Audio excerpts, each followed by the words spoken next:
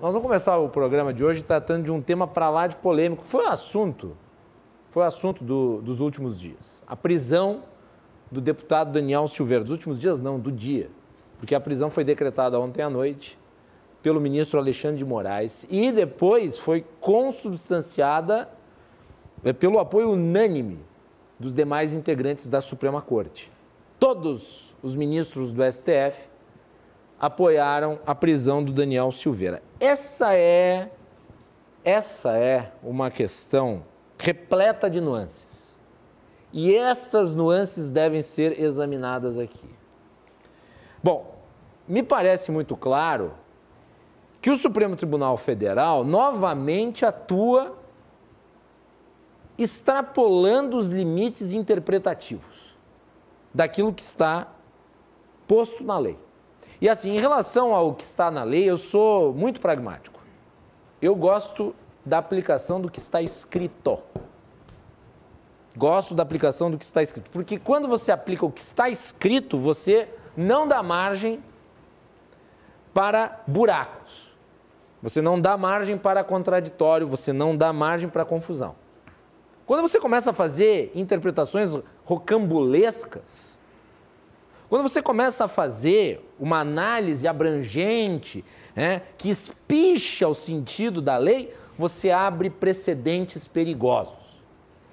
E não é o caso de analisar o senhor Daniel Silveira, deputado de baixo clero, despreparado, faz um tipo que não me agrada, negacionista da pandemia. Mas não importa se você gosta ou não do Daniel Silveira. Nós estamos aqui a tratar de direito. E a Suprema Corte, o Supremo Tribunal Federal, o guardião da Constituição, não perde uma oportunidade de pisotear a Constituição. O que eu vou falar aqui é difícil. Não vai agradar a todos. Não é meu objetivo. Esse caso específico, a prisão do Daniel Silveira, é relativo à conduta que o Supremo Tribunal Federal resolveu adotar desde que ele começou a se transformar numa corte excessivamente política e cada vez menos técnica. E nós tivemos aí o caso do inquérito das fake news, que eu cansei de criticar aqui no programa. O inquérito das fake news é uma excrescência jurídica instituída pelo Supremo Tribunal Federal. O inquérito das fake news foi instalado de ofício.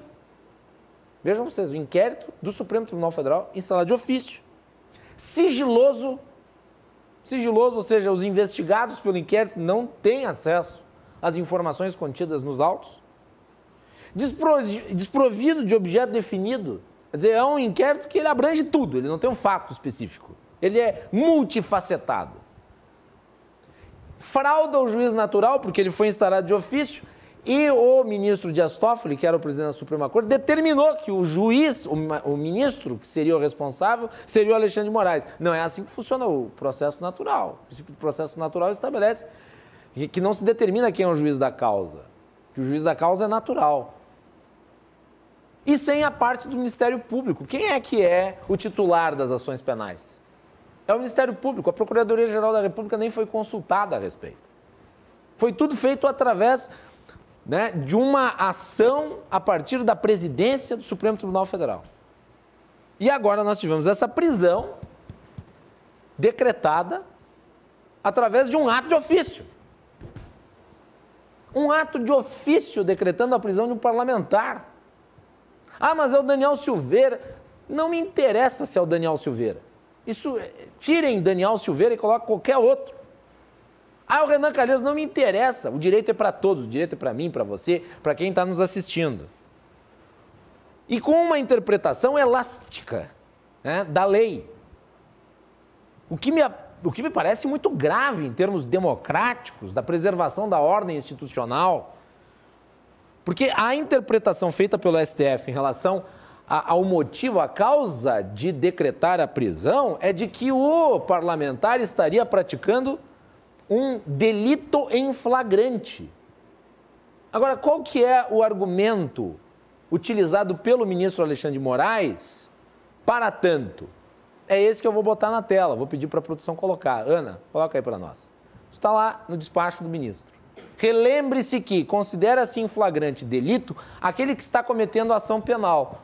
ou ainda acabou de cometê-la. Na presente hipótese, verifica-se que o parlamentar Daniel Silveira, ao postar e permitir a divulgação do referido vídeo, que, repiso, permanece disponível nas redes sociais, encontra-se em infração permanente e, consequentemente, em flagrante delito, o que permite a consumação de sua prisão em flagrante. Isso é o que está escrito. Agora, qual que é o problema básico?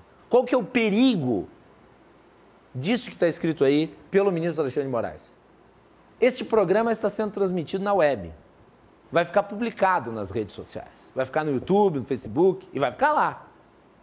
Agora vamos dizer que eu ou um dos convidados acabe dizendo alguma coisa que eventualmente seja tomado como um crime. Vai estar nas redes sociais. Quer dizer que aí o flagrante vai se dar durante todo o período em que o vídeo estiver publicado. Flagrante com 1 ano de atraso, 2 anos de atraso, 3 anos de atraso. O que está escrito na lei em relação a flagrante? Então vejam o perigo que um precedente como esse causa. E não é pro Daniel Silveira, é para você, é para mim, é para qualquer um. Nós temos que preservar a ordem institucional. Os conservadores preservam a ordem institucional, independente de quem sejam os alvos. Não podemos fulanizar. O que diz o artigo 53 e por que eu me apego à letra da lei? Vejam vocês. O artigo 53 da Constituição determina o seguinte expressamente: deputados e senadores são invioláveis civil e penalmente por quaisquer de suas opiniões, palavras e votos. Opiniões, palavras e votos. São 3 coisas diferentes. Opiniões é uma opinião qualquer. Palavras, qualquer palavra. Quaisquer palavras. Quaisquer palavras. Ah, mas isso significa que ele poderá dizer coisas absurdas. Sim. Ah, mas a lei é ruim. Mude-se a lei. Se a lei é ruim, tem que ser alterada. Como? Pelo Congresso. Ah, mas o Congresso não faz. Votem melhor. A democracia é difícil. Sabe qual que é o regime fácil? O regime do autoritarismo. Porque daí é só fazer. No regime da democracia é necessário diálogo, é necessário interlocução. E daí é complicado. Os preguiçosos preferem o autoritarismo. Inclusive o Daniel Silveira gosta de um certo autoritarismo porque ele defende o AI-5. E agora está aí chorando as pitangas porque foi aplicada contra ele a Lei de Segurança Nacional. Eu posso reclamar da aplicação da Lei de Segurança Nacional contra ele. Ele não pode. Porque no vídeo, inclusive, ele defende o AI-5.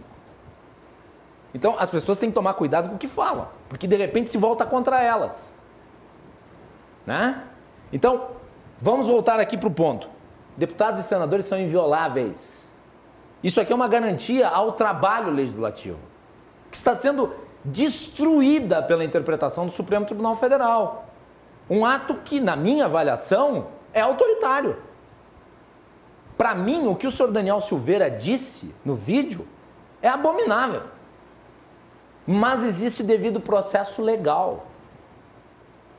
E devido processo legal não tem a ver com ato de ofício, nem com decretação de prisão através de uma interpretação dessas, como foi feita pelo Supremo Tribunal Federal nesse caso. E daí vem aquele fato que é o mais extraordinário de tudo, porque no vídeo o deputado Daniel Silveira se refere ao ministro Alexandre de Moraes. Quem é o ministro que expede a prisão do Daniel Silveira? O Alexandre de Moraes.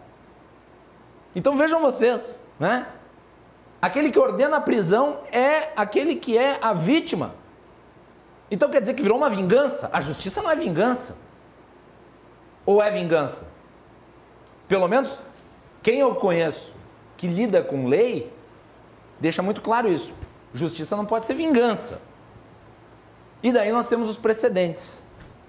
Porque o Supremo Tribunal Federal e o Judiciário em si, eles vêm tomando esse tipo de ação reiteradamente. Veja, em 2016, o Teori Zavascki, falecido Teori Zavascki, ele determinou o afastamento do Eduardo Cunha da presidência da Câmara dos Deputados. Ah, é o Eduardo Cunha. Sim, eu não estou defendendo o Eduardo Cunha, estou defendendo o devido processo legal. Ele afastou o Eduardo Cunha.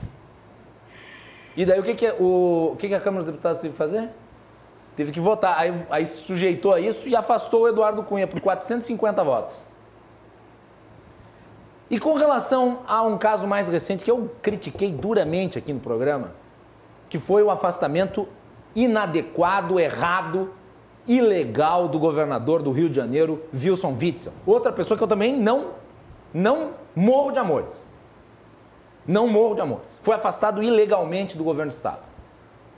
O afastamento dele só passou a ser correto quando a Assembleia Legislativa, que é quem detém o poder político para afastar o governador, se manifestou e o empichou.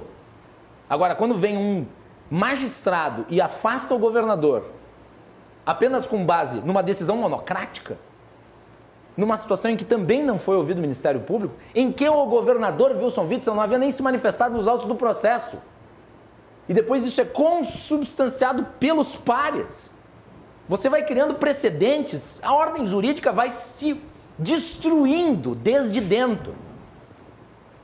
E amanhã, vejam, amanhã vai ter mais uma coisa que eu acho indecorosa do ponto de vista jurídico. A audiência de custódia do Daniel Silveira vai ser por videoconferência. E sabe quem é que vai ser o juiz instrutor? Vai ser um juiz que trabalha no gabinete do Alexandre de Moraes. E a isenção. E o devido distanciamento que deve existir.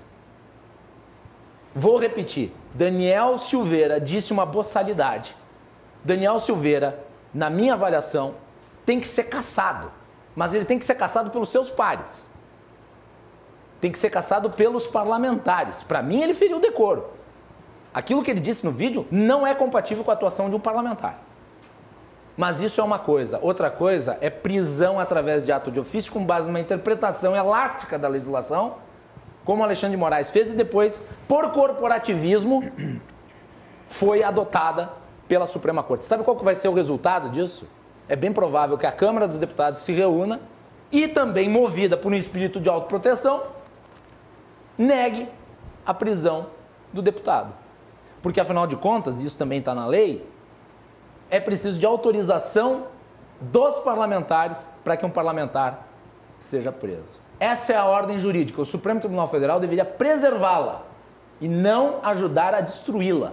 Aliás, o Supremo Tribunal Federal fez o que o Daniel Silveira queria que ele fizesse. Tomasse uma ação arbitrária contra ele para ele posar de vítima. E conseguiu. É isso. Cruzando as conversas.